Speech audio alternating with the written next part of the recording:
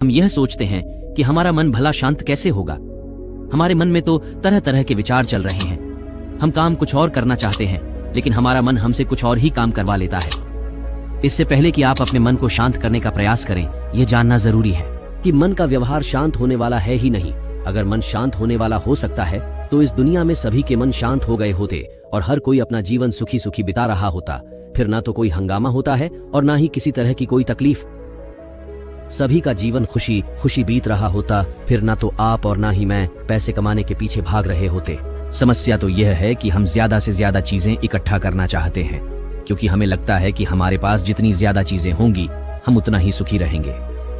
लेकिन वास्तविकता तो यही है कि बाहर की किसी भी चीज में कोई सुख नहीं है और ना ही उनमें कोई दुख है। और यही कारण है कि जब हम किसी चीज के पीछे भाग रहे होते हैं, जब हम कोई चीज पाना चाहते हैं तो उसे पाकर हमें पल भर के लिए खुशी तो मिलती है, लेकिन बाद में हम उस खुशी का एहसास नहीं कर पाते।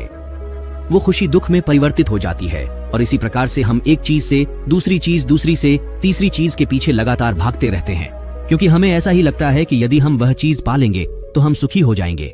लेकिन वास्तविकता में वही सुख हमारे दुख का कारण बन जाता है, जिस कारण हमारा मन बेचैन रहने लगता है। हम उस चीज को पाने के लिए तरह तरह के उपाय करते हैं, लेकिन उससे हमें फायदा नहीं होता है, जिस कारण हमारा मन और भी बेचैन होने लगता है और यह बेचैनी धीरे धीरे चिंता का रूप ले लेती है और हमारा मन पूरी तरह से अशांत हो जाता है। हमें कुछ भी अच्छा नहीं लगता। हमें लगता है कि जो कुछ हमने मांगा था उसका उल्टा हो रहा है, सब कुछ हमारे विपरीत जा रहा है। और फिर हम अपने मन को शांत करने के लिए ध्यान करना शुरू करते हैं, क्योंकि एक ध्यान ही वह मार्ग है जो हमें ज्ञान की ओर ले जाता है। वह हमें यह बताता है कि बाहर किसी भी चीज में कोई सुख नहीं है, बुद्ध कहते हैं, और ना ही दुख है। दुख और सुख तो हमारे मन का भ्रम है। यह हमारे मन की एक उपज है, जिसके लालच में हमारा मन हमें यहाँ वहां भगाता रहता है। जैसे कि महीनों से भूखे एक भिखारी को अगर एक सूखी रोटी भी मिल जाए तो वह उसके लिए सुख है, वह उसके लिए अमृत है।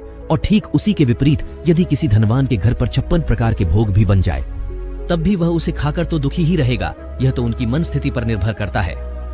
इसे और अच्छे से समझने के लिए आज की जो कहानी मैं आपको सुनाने जा रहा हूँ, इस कहानी के माध्यम से आप यह समझ पाएंगे कि हमारे मन की स्थिति क्या है और हम इसे कैसे नियंत्रित कर सकते हैं। तो चलिए बिना किसी देरी की कहानी शुरू करते हैं। हम जानेंगे बौद्ध कहानी से। एक समय की बात है, एक गांव में एक युवक रहता था जिसका मन बहुत ही अशांत रहता था। वह हमेशा तनाव में रहता। वो अपने मन को शांत करना चाहता था, लेकिन उसे कोई भी उपाय नजर नहीं आ रहे थे। उसके जीवन में कई प्रकार के दुख थे, जिनके कारण वह हमेशा तकलीफ में रहता, तनाव में रहता। एक दिन उसे पता चला कि उसके गांव में एक बौद्ध भिक्षु आए हुए हैं जो सभी को दुख और सुख पर उपदेश दे रहे हैं। वह युवक तुरंत ही घर से निकला और उनके आश्रम जा पहुंचा। वहां पर पहुंचने के बाद उस युवक ने देखा कि वह बौद्ध भिक्षु सभी गांव वालों को उपदेश दे रहे थे। बौद्ध भिक्षु कह रहे थे कि सभी के जीवन में कोई ना कोई सुख और दुख तो आता ही रहता है, जिस कारण हमारा मन बहुत अशांत रहता है और एक अशांत मन इस दुनिया का कोई भी सुख नहीं ले सकता। फिर चाहे उसे पूरी दुनिया की धन दौलत ही क्यों न मिल जाए, वह उसे पाकर भी दुखी ही रहेगा। परंतु जिस व्यक्ति का मन शांत है, उसके पास चाहे कुछ भी हो या ना हो, वह हर छोटे पल का आनंद ले सकता है। वो हर पल को खुशी खुशी जी सकता है, इस दुनिया का और इस जीवन का परम सुख भी प्राप्त कर सकता है। इतना कहकर उन बौद्ध भिक्षु ने अपना प्रवचन समाप्त कर दिया और वापस आश्रम की ओर लौट गए। युवक भी उनके पीछे पीछे आश्रम पहुंच गया और इस युवक ने उन बौद्ध भिक्षु से कहा, हे गुरुवर, अभी कुछ देर पहले आप उपदेश दे रहे थे कि एक शांत मन हर पल का आनंद ले पाता है, हर पल को सूखी सूखी जी पाता है। लेकिन इस दुनिया में सभी के पास मन है और सभी के मन अशांत है, तो ऐसे में भला अपने जीवन को कोई सुखी सुखी कैसे जी सकता है? इस दुनिया में शांत मन किसी के पास नहीं। मेरे पास भी एक ही मन है और वह भी शांत नहीं है। गुरुवर, क्या आप बता सकते हैं कि मैं अपने इस मन को कैसे शांत करूं? तभी बौद्ध भिक्षु ने उस युवक को ध्यान के बारे में समझाया, ध्यान के फायदे बताए और उसे कहा, बेटा, ध्यान करने से हमारा मन शांत हो जाता है। हम विचारों के दलदल से बाहर आने लगते हैं और इस कारण हमारे जीवन में सुख उत्पन्न होने लगता है। यदि तुम भी अपने जीवन में सुखी होना चाहते हो, अपने मन के इन विचारों के दलदल से बाहर निकलना चाहते हो, तुम्हें ध्यान करना चाहिए। तुम्हें ध्यान का अभ्यास करना चाहिए, क्योंकि यही वह मार्ग है जो तुम्हारे मन को शांत कर सकता है और तुम्हें सही राह पर ला सकता है। उस युवक ने उन बौद्ध भिक्षु की बात मान ली। उस युवक ने उन बौद्ध भिक्षु को प्रणाम किया और वापस घर चला गया। घर पहुंचने के बाद उसने ध्यान करना शुरू किया। वह रात भर ध्यान करता रहा, लेकिन उससे उसे कोई लाभ नहीं हुआ। इस कारण वह अगली सुबह फिर से उन बौद्ध भिक्षु के पास पहुंचा और उन बौद्ध भिक्षु से कहता है, गुरुवर, आपके कहे अनुसार मैंने रात भर ध्यान किया है, लेकिन उससे मुझे कोई लाभ नहीं हुआ। मेरा मन तो अभी भी अशांत है। आप तो कह रहे थे कि ध्यान करने से हमारा मन शांत हो जाता है। तभी वह बौद्ध भिक्षु उस युवा से कहते हैं, ध्यान कोई एक बार करने की चीज नहीं है, यह तो अभ्यास है और धीरे धीरे समय के साथ मन शांत होता जाएगा। इस पर वह युवक कहता है, हे गुरुवर, मेरे पास इतना समय नहीं है। मुझे कोई ऐसा मार्ग बताइए जिससे जल्दी जल्दी मेरा मन शांत हो जाए और मैं खुशी खुशी अपना जीवन जीने लग जाऊं। ऐसे तो मेरा बहुत समय बर्बाद हो जाएगा। मुझे कुछ ऐसा बताइए गुरुदेव जिससे मेरा मन आज के आज और अभी शांत हो जाए, जिससे मैं सुख की अनुभूति कर पाऊं, मुझे सुकून मिले। उस युवक की यह बात सुनकर बौद्ध भिक्षु मुस्कुराने लगे। उन्होंने उस युवक से कहा, बेटा, मेरे पास तुम्हारे लिए कुछ ऐसा है जिससे तुम्हारा मन अभी के अभी शांत हो जाएगा।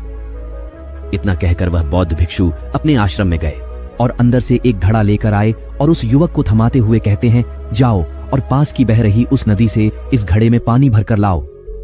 उन बौद्ध भिक्षु के इतना कहने के बाद उस युवक ने वह घड़ा हाथ में ले लिया और नदी की तरफ जाने लगा।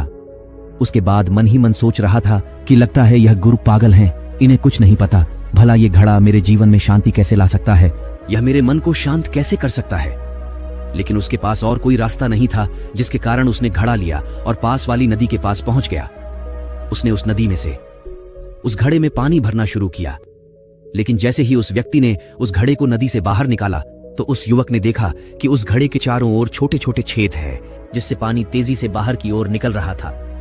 उसने लगातार कई बार प्रयास किए, लेकिन काफी बार कोशिश करने के बाद भी वह उस घड़े को पूरा नहीं भर पाया और थक हार कर उन बौद्ध भिक्षु के पास वापस लौटा और क्रोधित होकर कहता है, गुरुवर, आपने यह कैसा घड़ा दिया है? इसके चारों तरफ तो छेद है, भला मैं इसमें पानी कैसे भरकर ला सकता हूं? जब भी मैं पानी भरता हूं, इस घड़े के छेद से सारा पानी बाहर निकल जाता है। इस घड़े को मैं पूरा नहीं भर सकता। तभी वह बौद्ध भिक्षु उस युवक को शांत कराते हुए कहता है, बेटा, शांत हो जाओ, तुम्हारे प्रश्न का जवाब ही तो दे रहा हूं, और यदि तुम क्रोधित अवस्था में इस जवाब को सुनोगे तो इसे समझना तुम्हारे लिए मुश्किल हो जाएगा। इसलिए शांत हो जाओ और मेरी बात समझने का प्रयास करो। ये जो घड़ा मैंने तुम्हें दिया है, इसे अपना मन समझो, और मन केवल दो ही प्रकार से शांत हो सकता है। पहला ये कि तुम उसे लबालब पूरा भर दो और उसमें कुछ भी और आने जाने की जगह ना बचे। क्या तुम इस घड़े को इस प्रकार भर सकते हो?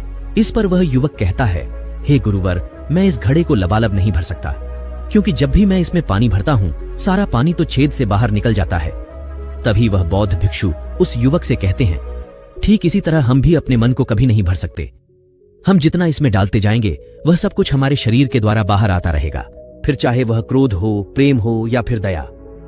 हम जो भी अपने अंदर आने देते हैं, वही हमारे अंदर से बाहर भी आता है। और इसीलिए मैंने तुम्हें छेदों वाला घड़ा दिया, क्योंकि यह हमारे मन के जैसा ही है, और जब हम इस मन को भस्म करना चाहते हैं, तब तुम अपना समय बेकार कर रहे हो।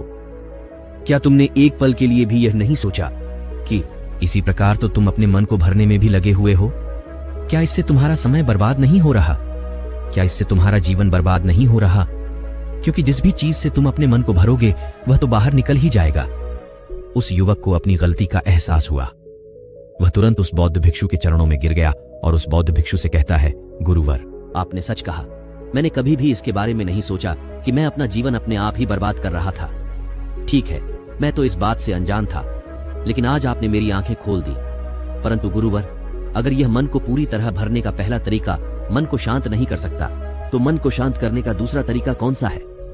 गुरुवर मुस्कुराते हुए उस आदमी से कहते हैं, दूसरा तरीका है कि अपने मन को पूरी तरह खाली कर। इस पर वह व्यक्ति कहता है, गुरुवर, आप ही मुझे बताइए कि मैं अपने मन को खाली कैसे कर सकता? तभी बौद्ध भिक्षु कहते हैं, बेटा, यह तो बहुत ही सरल है। बाहर का कूड़ा अपने भीतर मत जाने दो, इस प्रकार तुम्हारा मन अपने आप ही खाली हो जाएगा। वह व्यक्ति कुछ देर सोच विचार करने के बाद बौद्ध भिक्षु से कहता है, हे गुरुदेव, यह कैसे संभव है? जो भी हम देखते हैं, सुनते हैं, वह हमारे मन में ही तो जाता है, वह हमारे भीतर की ओर ही तो जाता है, फिर मैं उसे कैसे रोक सकता हूं?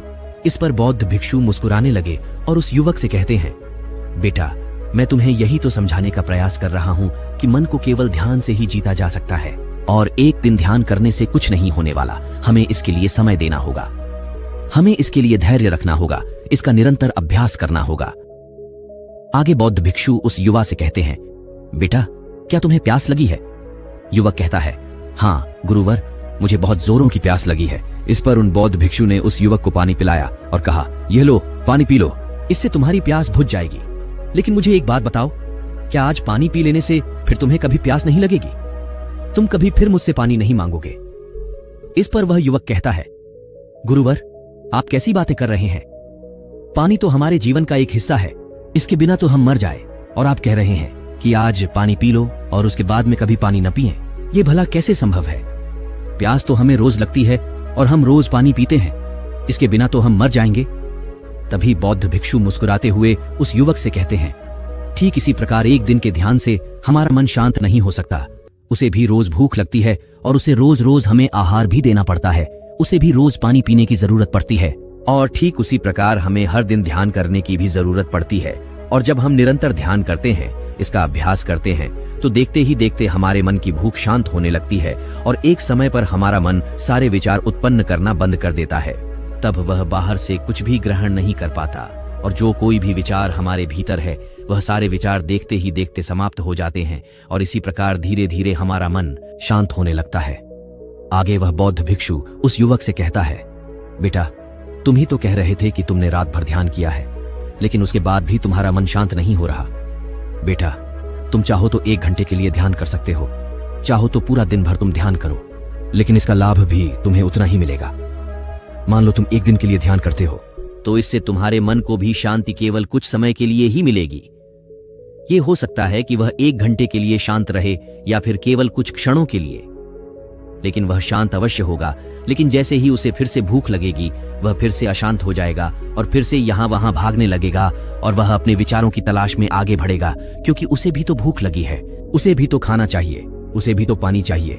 जैसे कि जब तुम्हें भूख लगती है, तुम शांत हो जाते हो क्योंकि तुम्हें भोजन चाहिए, पानी चाहिए, ताकि तुम अपने पेट की भूख को मिटा सकें और तुम्हें शांति मिले। इस पर वह युवक कहता है, आप सत्य कहते हैं, मैं ही गलत था, मेरी ही गलती है। मैं अपने मन को अवश्य शांत करके रहूंगा, फिर चाहे इसके लिए मुझे कितना भी समय क्यों न लग जाए, मैं भी उस सुख को प्राप्त करके ही रहूंगा। मैं इस खाली घड़े में पानी भरकर अपने जीवन को बर्बाद नहीं करना चाहिए। मैं अपने मन को शांत करके ही रहूंगा, मैं अपने मन को पूरी तरह से खाली कर दूंगा। इतना कहकर उस युवक ने उन बौद्ध भिक्षुओं को प्रणाम किया और वापस अपने घर की ओर लौट गया।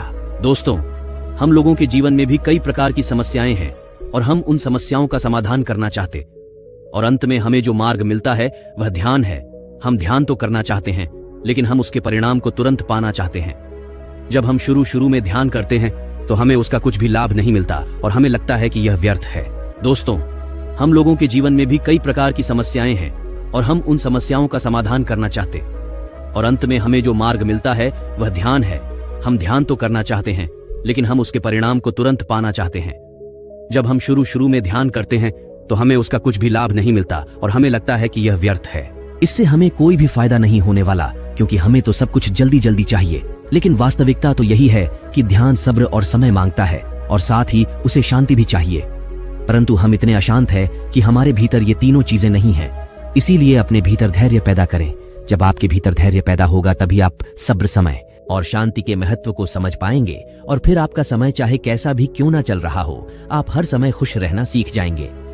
अगर आपका मन अशांत है तो यह किसी और के हाथों में नहीं है कि वह आपके मन को शांत कर सके।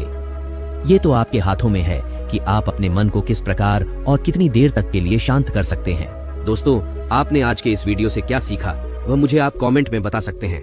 इसी के साथ उम्मीद है कि आपको आज की वीडियो पसंद आई होगी, तो इस वीडियो को उस इंसान को शेयर करें और उसी के ठीक बाद चैनल को सब्सक्राइब करें। तो चलिए फिर मिलते हैं ऐसी एक और नई वीडियो में।